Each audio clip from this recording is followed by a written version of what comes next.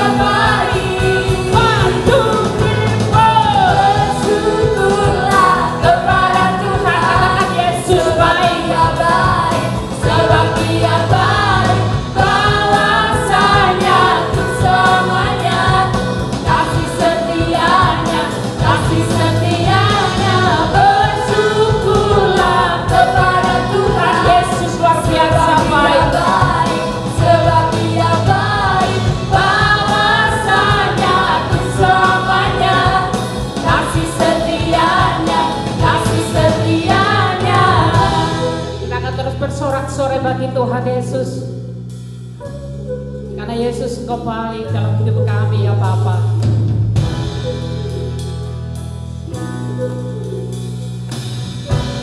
Haleluya.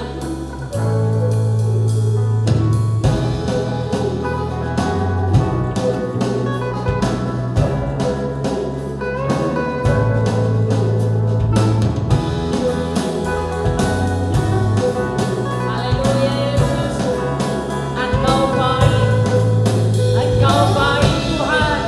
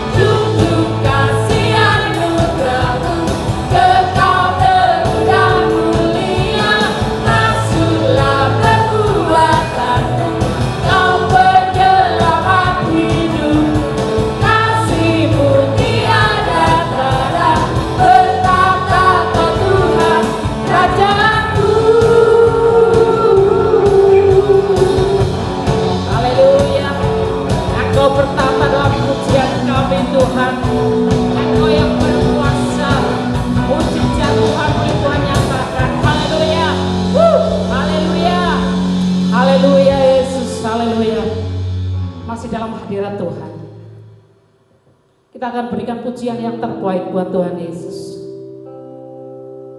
Glory Yesus, glory Tuhan, glory Yesus.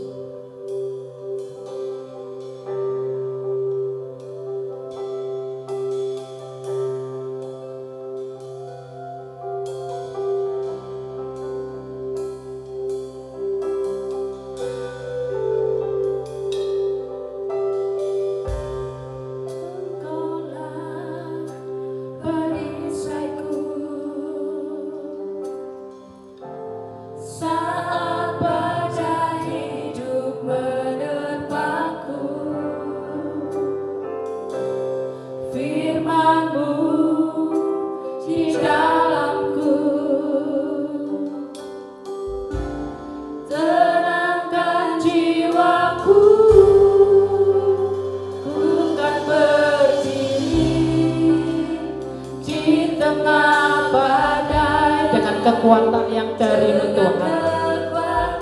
Amin. Yang Kau berikan sampai kapanpun ku kan bertahan, karena Yesus selalu menopang hidupku. Kami bersyukur Tuhan.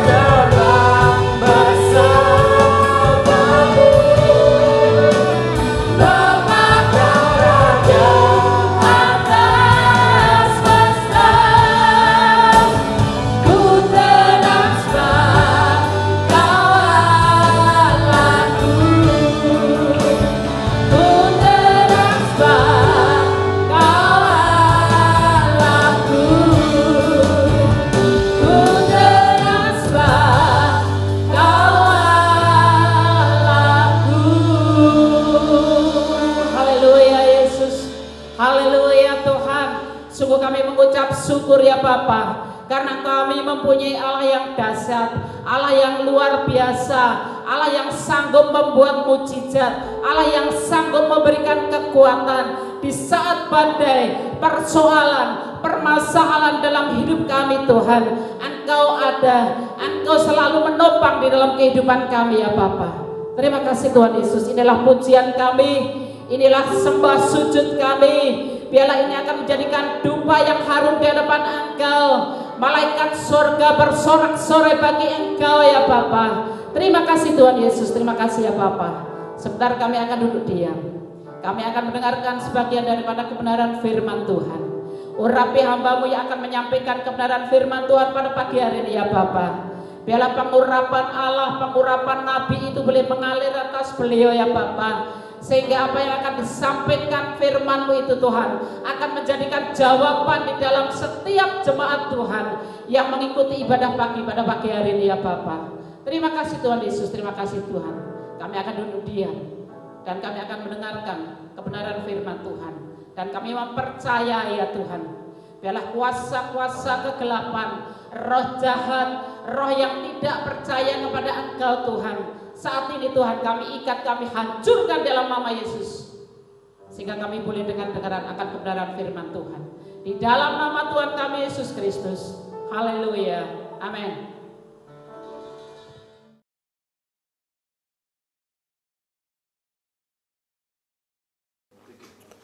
Shalom, selamat pagi Bapak Ibu Saudara sekalian, dimanapun saudara berada, baik jemaat MDC Magelang yang dikasihi Tuhan, maupun setiap saudara yang setia mengikuti ibadah online ini. Selamat berjumpa kembali di dalam ibadah online pada pagi hari ini. Apa kabar saudara-saudaraku? Saya percaya kita semua ada dalam perlindungan dan pemeliharaan Tuhan yang ajaib dan sempurna. Saya ingin mengajak Bapak Ibu Saudara sekalian untuk selalu menyadari kalau kita ada sebagaimana kita ada sampai saat ini, di kondisi seperti ini, itu semua karena anugerah Tuhan. Haleluya. Bapak Ibu Saudara sekalian, tanpa terasa sudah berjalan 1 tahun lebih kita melakukan ibadah seperti ini, dan tidak mengurangi kehadiran Tuhan di tengah-tengah umatnya. Apa yang kita lakukan ini tidak ada ubahnya seperti gereja mula-mula. Di tengah-tengah ancaman, di tengah-tengah tekanan, di tengah-tengah kesulitan, mereka tetap membangun hubungan dengan Tuhan lewat ibadah di rumah mereka masing-masing. Kisah Para Rasul pasalnya yang kedua ayat 46. Dengan bertekun dan dengan sehati mereka berkumpul tiap-tiap hari dalam bait Allah. Mereka memecah-mecahkan roti di rumah masing-masing secara bergilir dan makan bersama-sama dengan gembira dan dengan tulus hati. Bapak Ibu Saudara sekalian, apa arti dengan bertekun? Bertekun artinya jemaat mula-mula tidak mudah menyerah dengan keadaan yang ada. Kita tahu hari-hari ini kita sedang mengalami banyak kesulitan. Mungkin keuangan sudah mulai habis. Tidak sedikit perusahaan-perusahaan yang tidak dapat bertahan dan mereka memilih untuk tutup. Sehingga ada banyak orang yang kehilangan pekerjaan-pekerjaan. Belum ancaman dari virus corona yang berujung pada kematian. Dan sekarang muncul pandemi gelombang ketiga. Studi anak-anak kita jadi berantakan dan lain-lain. Bapak Ibu Saudara sekalian, orang yang tekun walaupun di masa-masa sulit tetap bersabar dan tidak mudah menyerah dan tetap berpengharapan kepada Yesus. Dengan bertekun dan dengan sehati mereka berkumpul tiap-tiap hari dalam bait Allah. Mereka memecah-mecahkan roti di rumah masing-masing secara bergilir dan makan bersama-sama dengan gembira dan dengan tulus hati. Apa artinya sehati, Bapak Ibu Saudara sekalian? Artinya mereka adalah orang-orang yang mengabaikan hal-hal yang tidak prinsip, sehingga tidak terjadi perpecahan di antara mereka karena sesuatu yang tidak prinsip. Mereka sehati bukan karena mereka berasal dari daerah yang sama. Mereka sehati bukan berarti bahasa yang mereka pergunakan sama. Mereka sehati bukan berarti kebudayaan yang mereka miliki sama, usia yang sama dan sebagainya. Tetapi mereka sehati dikarenakan mereka punya sudut pandang yang sama dan standar yang mereka pergunakan adalah firman Allah. Sama halnya dengan suami istri. Bagaimana suami istri bisa sehati? Suami istri bisa sehati bukan karena mereka usianya sama. Suami istri bisa sehati bukan karena mereka punya tingkat pendidikan yang sama. Suami istri bisa sehati bukan karena mereka berasal dari suku yang sama. Namun mereka bisa sehati karena mereka punya sudut pandang yang sama dan standar yang mereka gunakan adalah firman Tuhan. Seberapa penting memiliki sudut pandang yang benar, Bapak Ibu Saudara sekalian? Sangat-sangat penting. Sebab sudut pandang menentukan masa depan saudara. Sebab sudut pandang menentukan pertumbuhan iman saudara. Kenapa respon orang berbeda-beda mengenai pandemi ini? Kenapa sudut pandang orang berbeda-beda mengenai pandemi corona ini? Ada banyak orang yang menyalahkan Tuhan di situasi seperti ini. Mereka bertanya-tanya, kemanakah Tuhan? Kenapa Tuhan izinkan pandemi ini terjadi? Kenapa Tuhan izinkan ekonomi kami mengalami keterpurukan dan lain-lain? Namun sebaliknya, ada banyak orang termasuk saya di situasi seperti ini justru mengucap syukur. Karena di situasi seperti ini justru bisa merasakan janji-janji pemeliharaan Tuhan. Karena di situasi seperti inilah justru bisa merasakan janji-janji perlindungan Tuhan. Kapan kita bisa menikmati janji Tuhan? Mazmur 91 ayat 7. Walau 1000 orang rebah di sisimu dan 10.000 di sebelah kananmu, tetapi itu tidak akan menimpamu. Kapan saudara bisa menikmati janji tersebut? Yaitu pada saat sekarang ini. Kapan kita bisa menikmati janji pemeliharaan Tuhan? Seperti yang dicatat di dalam Filipi 4 ayat 19. Allahku akan memenuhi segala keperluanmu menurut kekayaan dan kemuliaannya dalam Kristus Yesus. Hari-hari inilah kita bisa menikmati janji-janji Tuhan tersebut. Di masa pandemi inilah kita bisa menikmati janji-janji Tuhan tersebut. Kenapa respon orang berbeda-beda mengenai pandemi corona ini? Kenapa sikap seseorang berbeda-beda mengenai pandemi corona ini? Perbedaannya, Bapak Ibu Saudara sekalian, di sudut pandang yang berbeda. Sekali lagi, seberapa penting memiliki sudut pandang yang benar? Sangat-sangat penting. Sebab sudut pandang menentukan masa depan saudara. Sebab sudut pandang menentukan pertumbuhan iman saudara. Saya percaya bahwa setiap saudara punya pengharapan dalam hidup ini. Berharap tahun depan lebih baik. Berharap bisnis akan membaik. Berharap kondisi keluarga juga akan membaik. Berharap kondisi keuangan akan membaik. Dan harapan itu adanya di pikiran saudara, bukan di hati. Sekali lagi, dan harapan-harapan itu adanya di pikiran, bukan di hati. Jadi yang pertama harus berubah adalah pikiran kita atau mindset kita. Kalau pikiran kita berubah, maka hidup kita juga akan mengalami perubahan. Bapak Ibu Saudara sekalian, Alkitab katakan kita akan seperti apa yang kita pikirkan. Kalau kita berpikir sukses, maka kita akan sukses. Tetapi kalau kita berpikir gagal, maka kita akan mengalami kegagalan. Tanggal 6 Mei tahun 1954, dunia sempat digemparkan karena terciptanya sebuah rekor baru di dunia olahraga, khususnya olahraga atletik, saudara. Yang selama 9 tahun rekor tersebut tidak pernah terpecahkan. Dan mulailah orang-orang meneliti, kenapa orang tidak bisa berlari dengan jarak 1 mil di bawah 4 menit. Perlu saudara ketahui, 1 mil itu setara dengan 1.600 meter atau 1,6 kilometer. Atau dengan kata lain, kenapa orang tidak bisa berlari dengan jarak 1,6 kilometer dalam waktu 4 menit. Para peneliti menarik kesimpulan, kenapa orang tidak bisa berlari dengan jarak 1,6 kilometer dalam waktu 4 menit. Yang pertama, para peneliti mengatakan dikarenakan ada faktor gravitasi sehingga membuat orang tidak bisa lari secepat itu. Yang kedua, dikarenakan struktur tulang manusia yang membuat manusia tidak bisa melakukannya. Berbeda dengan seekor cetah yang didesain tulangnya untuk bisa lari dengan cepat. Tahun 1954, seorang bernama Roger Minister memecahkan rekor tersebut dengan berlari di bawah 4 menit, saudara. Dan 46 hari kemudian, saingan utamanya Roger Minister juga memecahkan rekor dengan berlari jarak 1 mil di bawah 4 menit.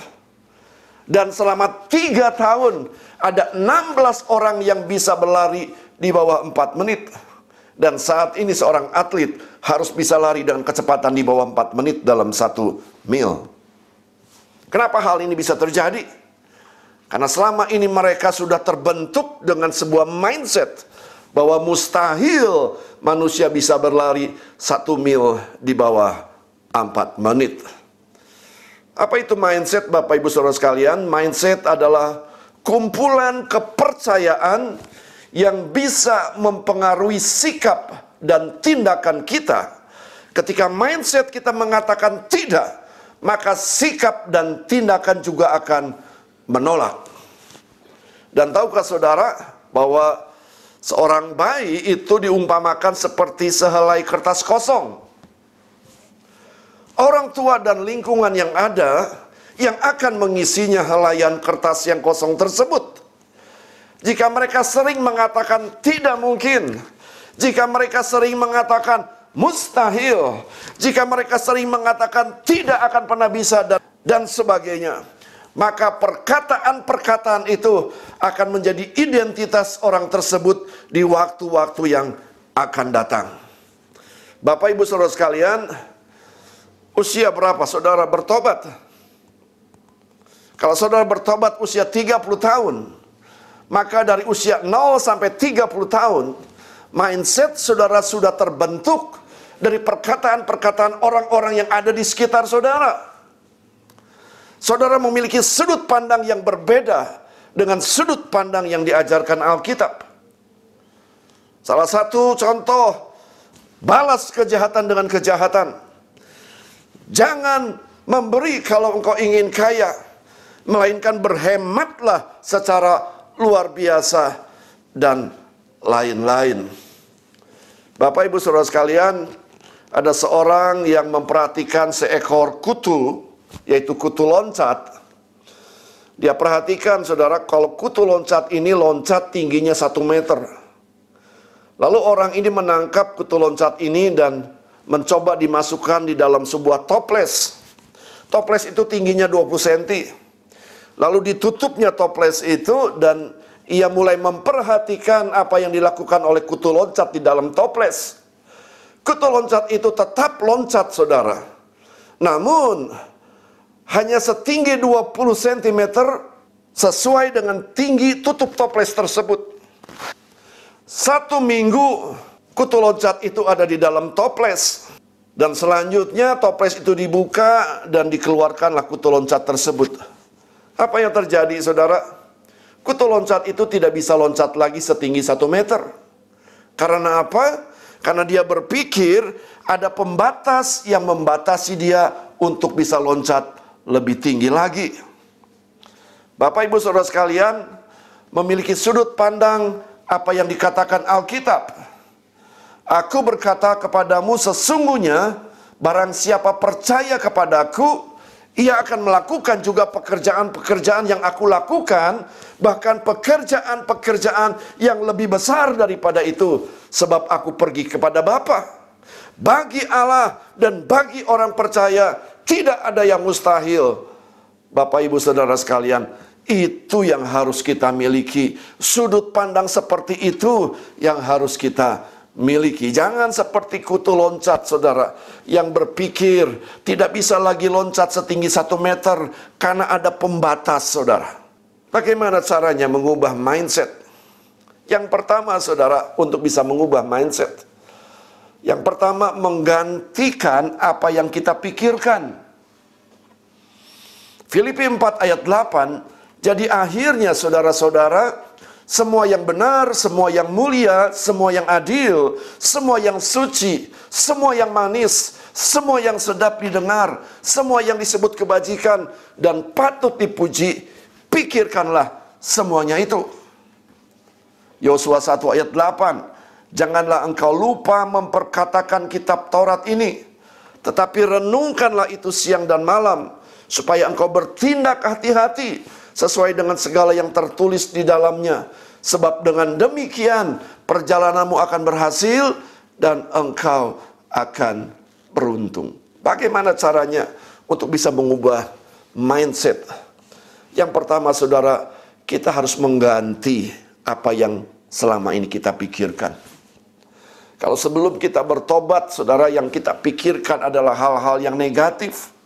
Namun setelah kita bertobat, kita harus mengganti apa yang kita pikirkan.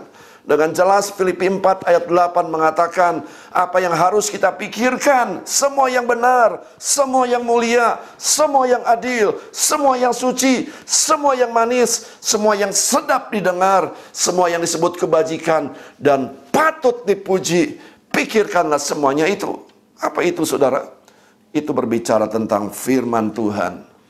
Yosua 1 ayat 8 pun, saudara, menasihatkan janganlah engkau lupa memperkatakan kitab Taurat ini, tetapi renungkanlah siang dan malam, supaya engkau bertindak hati-hati sesuai dengan segala yang tertulis di dalamnya. Sebab dengan demikian perjalananmu akan berhasil dan engkau akan beruntung. Mari, saudara, yang pertama, ganti apa yang selama ini kita pikirkan. Mengganti apa yang kita pikirkan. Yang kedua, bagaimana caranya mengubah mindset? Yang kedua, mengganti apa yang kita ucapkan. Roma 10 ayat 17, jadi iman timbul dari pendengaran dan pendengaran oleh firman Kristus. Jadi untuk mengubah mindset yang kedua, kita harus mengganti apa yang kita ucapkan, saudara. Dan tahukah saudara bahwa kata-kata tersebut jika sering diucapkan di usia emas, itu akan menjadikan sebuah identitas kepada orang tersebut.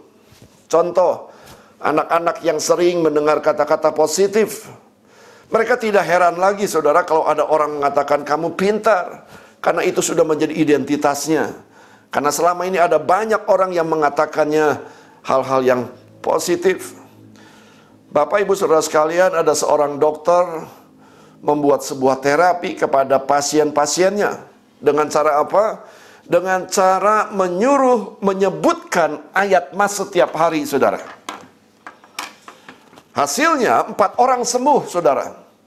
Karena mengikuti terapi dokter ini, setiap hari harus menyebutkan ayat mas. Salah satunya, hati yang gembira adalah obat yang manjur. Harus diucapkan setiap hari, saudara. Hasilnya 4 orang sembuh. Dan semua orang yang sembuh ini adalah orang yang bukan dari Kristen. Cara yang ketiga mengubah mindset. Memastikan orang yang ada di sekitar saudara adalah orang beriman. Yang ketiga merubah mindset adalah lewat pergaulan. Karena iman bisa ditularkan, maka sudut pandang pun bisa ditularkan. Janganlah kamu sesat.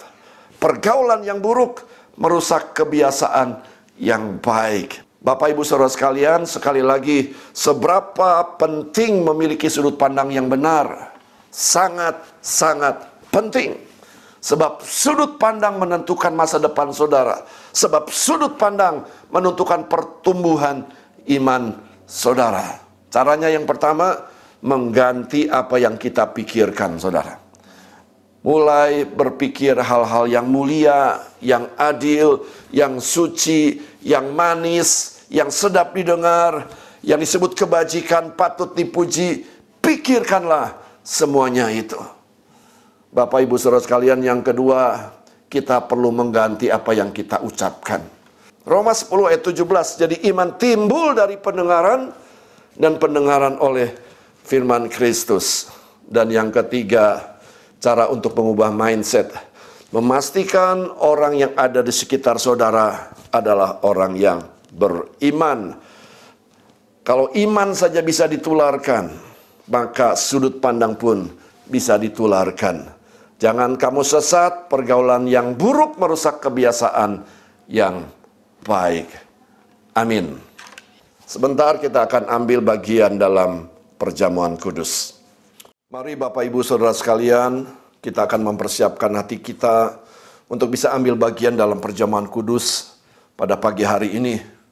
Alkitab mengajarkan kepada kita sebelum kita ambil bagian dalam perjamuan kudus, kita diminta untuk menguji hati kita terlebih dahulu. Apakah kita layak atau tidak untuk mengambil perjamuan kudus? Jadi barang siapa dengan cara yang tidak layak makan roti atau minum cawan Tuhan, ia berdosa terhadap tubuh dan darah Tuhan. Karena itu hendaklah tiap-tiap orang menguji dirinya sendiri, dan baru sesudah itu ia makan roti dan minum dari cawan itu.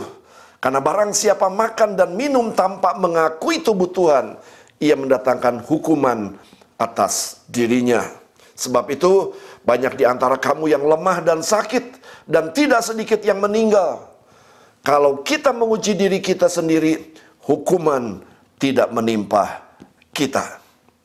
Bapak Ibu Saudara sekalian, syarat pertama bagi setiap kita yang mau ambil bagian dalam perjamuan kudus adalah hati ini harus bebas dari yang namanya kepahitan dan kebencian. Masih ada waktu untuk kita berdamai terlebih dahulu, dan setelah itu kembali untuk ambil bagian dalam perjamuan kudus. Syarat yang kedua, bagi yang mau ambil bagian dalam perjamuan kudus adalah orang tersebut sudah bertobat atau sudah lahir baru. Jadi anak kecil dilarang, atau orang yang belum bertobat dilarang ambil bagian dalam perjamuan kudus.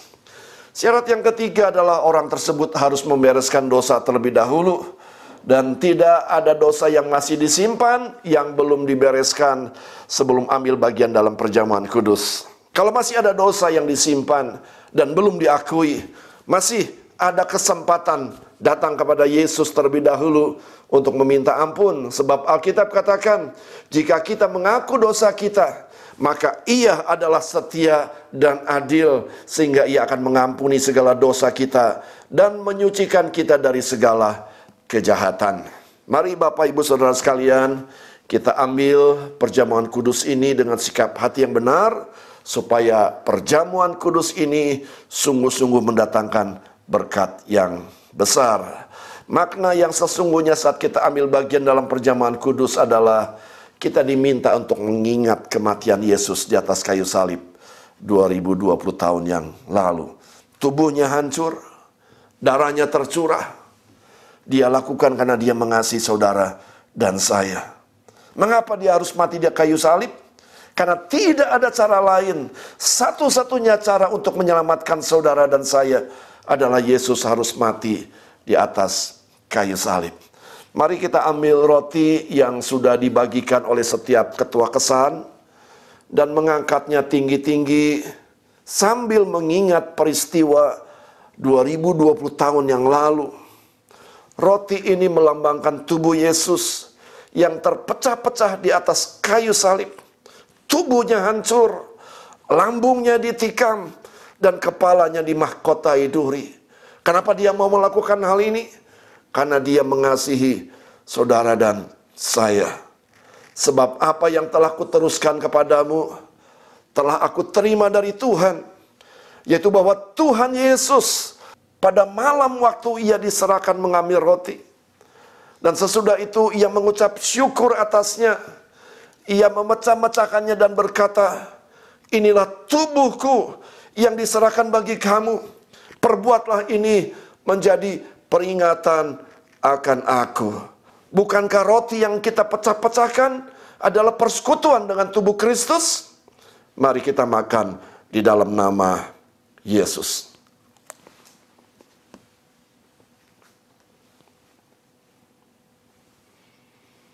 Mari kita angkat cawan anggur ini yang melambangkan darah Yesus. Dia dicambuk. Dan setiap kali dicambuk ada daging yang tercabik. Darahnya tercurah. Darah yang sanggup menyucikan. Darah yang sanggup mengampuni setiap dosa pelanggaran. Bahkan darahnya sanggup menyembuhkan. Oleh bilur-bilurnya kamu disembuhkan. Demikian juga ia mengambil cawan sesudah makan. Lalu berkata, cawan ini adalah perjanjian baru yang dimeteraikan oleh darahku. Perbuatlah ini setiap kali kamu meminumnya menjadi peringatan akan aku. Sebab setiap kali kamu makan roti ini dan minum cawan ini, kamu memberitakan kematian Tuhan sampai ia datang. Bukankah cawan pengucapan syukur yang atasnya kita ucapkan syukur adalah persekutuan dengan darah Kristus? Mari kita minum di dalam nama Yesus. Haleluya. Haleluya. Bapak Ibu Saudara sekalian, kata-kata yang terakhir yang Yesus ucapkan di atas kayu salib adalah sudah selesai. It is finished. It is complete. Artinya segala pergumulan saudara dan saya sudah Yesus selesaikan di atas kayu salib. Termasuk dosa, kutuk, sakit penyakit, sudah Yesus sembuhkan di atas kayu salib. Oleh sebab itu mari kita bersyukur. Tuhan Yesus, kami bersyukur pagi hari ini kalau kami boleh ambil bagian dalam perjamuan kudus. Terlebih daripada itu, kami boleh mengingat apa yang sudah Tuhan kerjakan di atas kayu salib 2021 tahun yang lalu. Kami bersyukur untuk darah yang tercurah. Kami bersyukur untuk tubuh yang hancur. Karena kami tahu darah yang tercurah sanggup menyucikan kami, sanggup membenarkan kehidupan kami. Terima kasih Tuhan Yesus. Bahkan di atas kayu salib, Engkau sudah selesaikan segala pergumulan kami. Dan tidak ada satupun yang terlewatkan. It's complete, it's finished. Semuanya sudah terselesaikan. Dan dengan iman kami raih pagi hari ini setiap janji-janji firman Tuhan. Di dalam nama Tuhan Yesus, hamba berdoa secara khusus pagi hari ini untuk saudara-saudara kami mungkin yang sedang sakit di rumah sakit atau sedang berbaring di rumah karena sakit. Hamba berdoa Tuhan nyatakan kuasa bilur-bilur-Mu untuk menyembuhkan mereka di dalam nama Tuhan Yesus. Atau mungkin ada jemaat yang sedang bergumul dengan pekerjaannya atau bergumul dengan keuangan di masa-masa sulit pandemi seperti ini. Hamba berdoa Tuhan, Engkau sudah selesaikan sesungguhnya segala pergumulan mereka di atas kayu salib. Dan biarlah mereka boleh menikmati janji firman Tuhan. Sebab janji-Mu tidak dibatasi oleh pandemi. Janji-Mu tidak bisa dihalangi oleh pandemi. Dan biarlah justru di masa pandemi ini kami boleh menikmati janji-janji-Mu ya Tuhan. Terima kasih, berkati setiap yang sudah mengikuti ibadah pada pagi hari ini, baik yang ada di Indonesia maupun yang ada di Australia, yang ada di luar negeri sekalipun. Kiranya berkat, anugerah, kemurahan dan kebajikan daripada Bapa di surga, kasih daripada Tuhan Yesus dalam persekutuan Allah Roh Kudus turun atas mereka semua. Di dalam nama Tuhan Yesus, hamba sudah berdoa dan mengucap syukur. Mari Bapak Ibu Saudara sekalian, kita mengangkat kedua belah tangan kita untuk menerima berkat. Saudara yang kasih Tuhan, terimalah berkat daripada Bapa, kasih daripada Tuhan Yesus, dan penghiburan Allah Roh Kudus mulai pagi hari ini sampai Maranatha, kedatangan Tuhan yang kedua kali, menjemput saudara dan saya menjadi jemaat yang tidak bercacat celah. Di dalam nama Tuhan Yesus, haleluya, amin. Selamat hari Minggu, Tuhan Yesus memberkati. Sebab Ia